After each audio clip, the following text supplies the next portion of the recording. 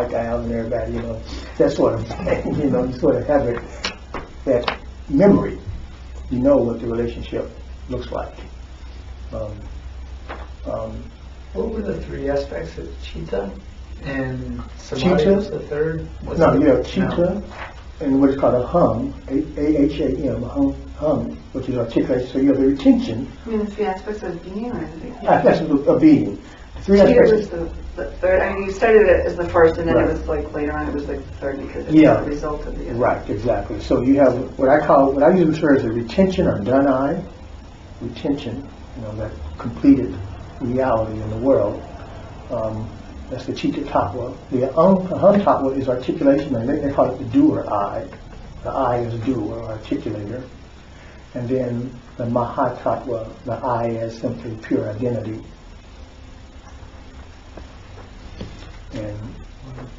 And constantly we are manifesting those to be.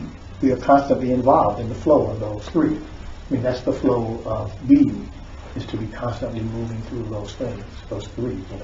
But we focus on one of them.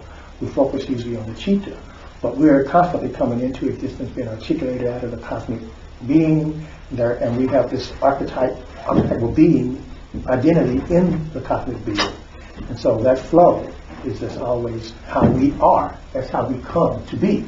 It's because of that flow. But most of us aren't achieving the connection to the cosmic except in our sleep. Right, exactly.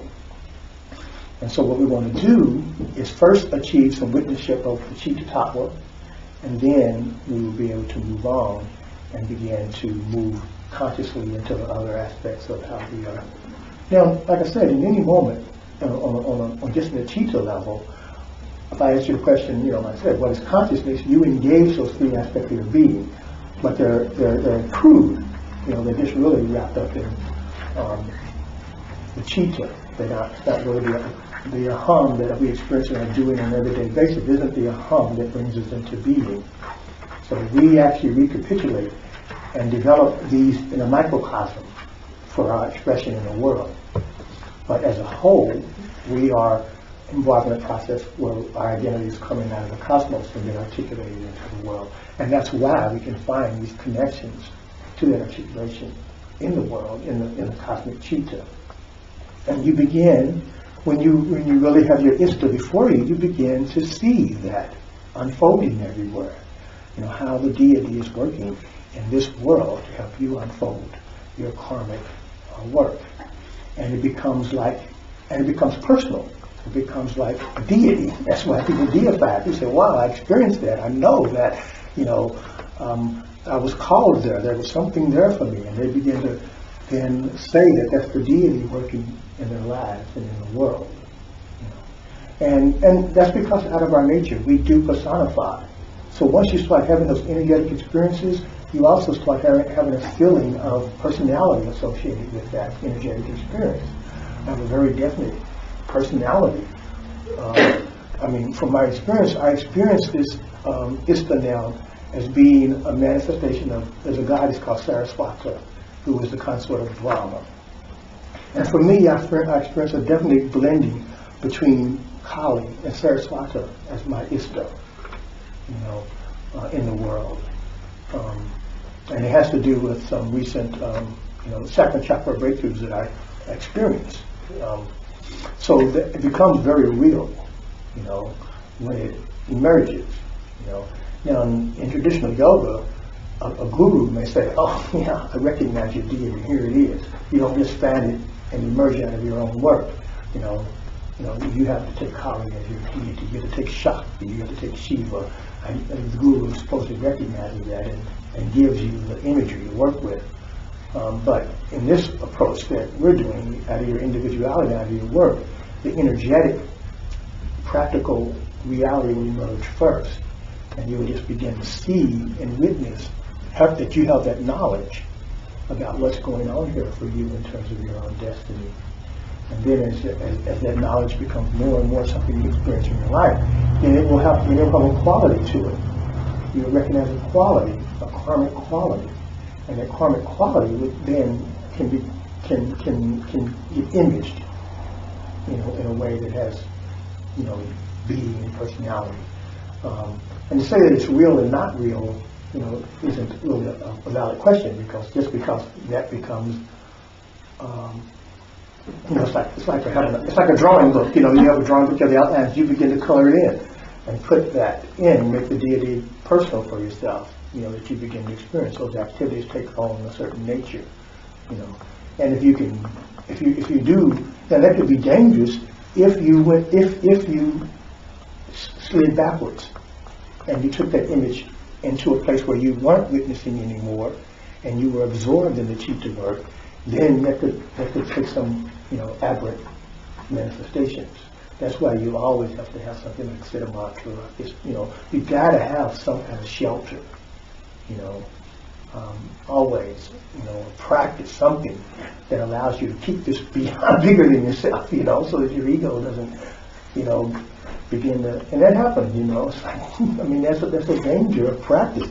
Everybody thinks they're a guru eventually. If you're doing practice and you get enlightened, you say, whoa, I'm one with God, I'm the dude, And that's when you always have a practice of relating to something always that's beyond yourself, How essential is it to get your Ista mantra right for you? Because the way you're talking about it seems so critical. Well, you have to get it right for you. If you were able to, say I gave you an Ista mantra and you had the capacity to take that on immediately and merge into that aspect, then that could be real dangerous if it wasn't the right Ista mantra. So it doesn't work like that usually.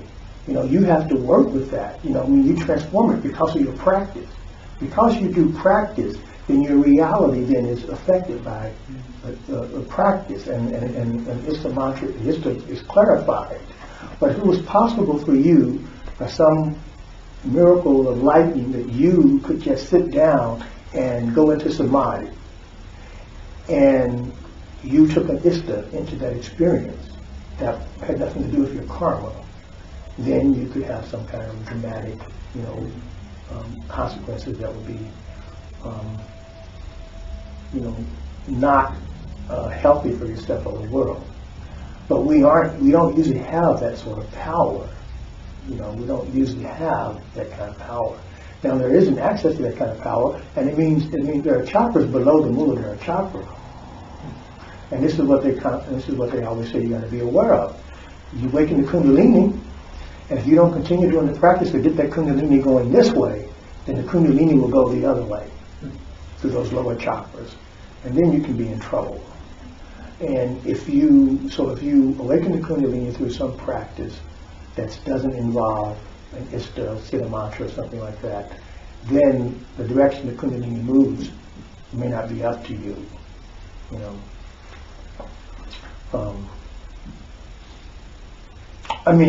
These are stories I know, and I, on a level, believe that that's possible to happen. I don't know anyone having that sort of experience. I've read stories in some books about people whose yogis have met and said this person was under the influences of, different forces because the Kundalini was being, moving in these lower chakras, not moving upward.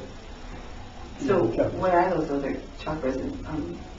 Is that something we just don't relate to? Yeah, usually. There is one Theosophical book that has a complete description of the lower chakras. I got from Jamie's brother years ago. So I know, and that's where I got the full articulation. Before that, I didn't know, but this book goes through all the lower chakras. And actually, I lost it. But I definitely know that's articulated. I don't really remember all of the names of all the lower chakras. There's 7 lower chakras, there's actually a system of 9 and 9, really. So that information is well articulated. You can probably find it online. So what is their role? Is it always a negative thing? No, it has to do with the. In incarnation, this is you have this situation where you have as above as below. You have the thrones, the actual physical world, and in the physical world you have this reflection. It goes back to what happens when things are recapitulated, in each earth incarnation, that you have Say for instance, next Earth incarnation comes up. Okay, there are certain human beings that don't make it, right? They don't do what they're supposed to do to be so-called human in the next Earth incarnation. Well, but they become in that lower level that resource that they should have in a higher level manifest in an aberrant way. That's what all life is, all lower life we experience. As we move up, things that don't come with us manifest the higher potentialities in a lower form. So that's how the lower worlds get created.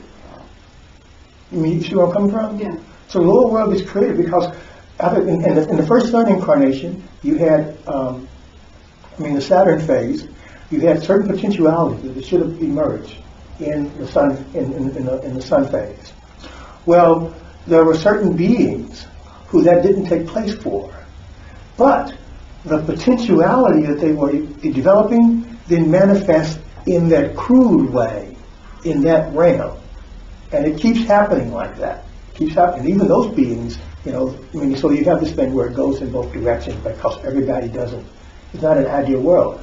All beings don't move at the same speed up through in that way, but the potentiality that should have been developed does manifest but in a crude form.